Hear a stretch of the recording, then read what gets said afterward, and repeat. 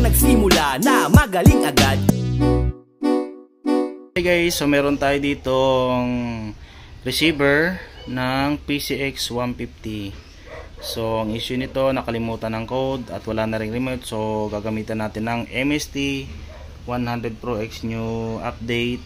I-retrieve natin yung code, then magkikay register tayo gamit din yung ating MST. So ito yung ating adapter na gagamitin. Ayan, so antabayan na lang yung mga next natin na step na gagawin. Okay guys, so ito na yung ating MST, nakasetup na. So kailangan natin ng kay programmer module. Ayan, ito yung kanyang kay programmer smart key. Ayan, nakalagay dito. Then yung adapter na kailangan natin gamitin, yung Honda 33P. Then isang pin, itong kulay green, nilagyan ko lang siya ng karayom. Then itutusok lang natin doon sa kanyang pinpoint. Ayan, so yung pinpoint na yan, binibigay ko to sa mga nakabili sa akin ng MST and key programmer. So binibigay ko pin out din yung guide. So ngayon gagawin natin yan, papasok tayo sa K-Pro na yan. Then pasok tayo sa Honda, dahil Honda yung motor na to, Honda PCX 150. Then pasok tayo sa PCX. Ano to, ADB no? ADB.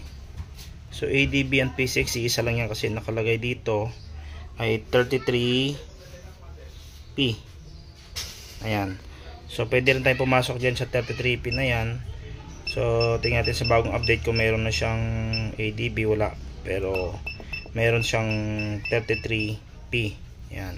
Pwede rin sa SH dun sa taas, pwede rin dito basta 33 pin. Okay, so okay natin yan. Then read full KID. Ayan. Then ayun siya. So yan yung na-read natin na code. So nag-try na rin to ipasok, pinasukan nila ng 3. Ayun o.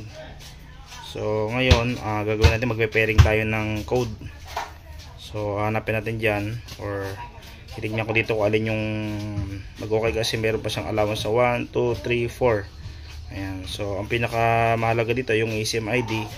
Ito yung pinapasok natin na original. Pero itong naka-on na dalawa, ito yung tinry nilang ipasok. Ito in-on. Tapos ito na nagpasok ng bagong code. Okay? So ngayon, doon na tayo sa key register. Okay guys, so after natin na ma-retrieve yung code, ito na yung kanyang bagong remote na ilalagay natin. So unbox na natin to, then i-prepare na natin ito, i-register natin sa kanyang receiver. Okay, doon tayo sa pagbubukas. Dahil one hand lang ako, bibitawan ko yung cellphone natin. Okay yun guys, so papasok tayo doon sa kay register. Ayan. Then kay register. Then please connect the ECU prepare. Ayan, nakalagay dyan, basahin lang natin. Then okay lang natin. Then ang pressing the key will display a red. Ibig sabihin dapat naka-off yung ating remote. Ayan, naka-red. Then okay. Ayan. So nakakabit yung ating ano pa rin. Ayan. Wala lang yung pin natin na pantusok. Then itatype natin dito yung kanyang, yung na-read natin, yung code kanina.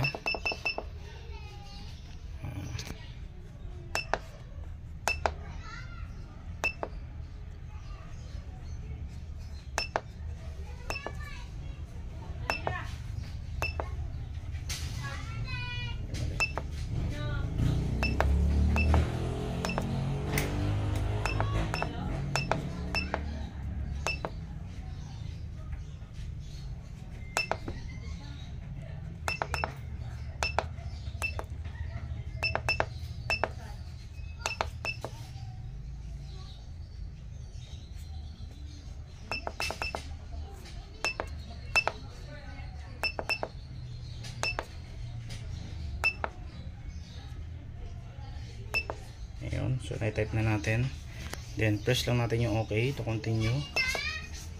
Ayan, so magmamatching siya.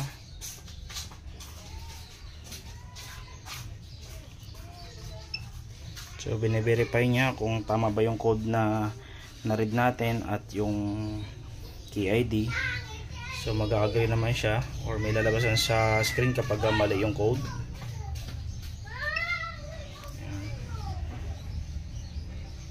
So hanggang 9 po ata yung ano niya, reading. hintay lang natin matapos, then sundan natin kung ano yung lalabas sa kanyang message sa command niya.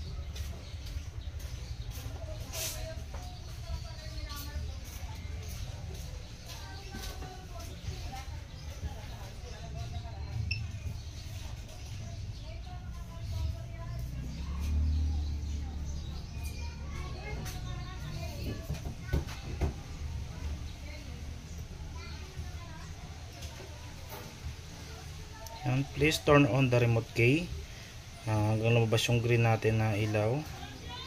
Yan. Ayun, so na okay na. Then okay natin.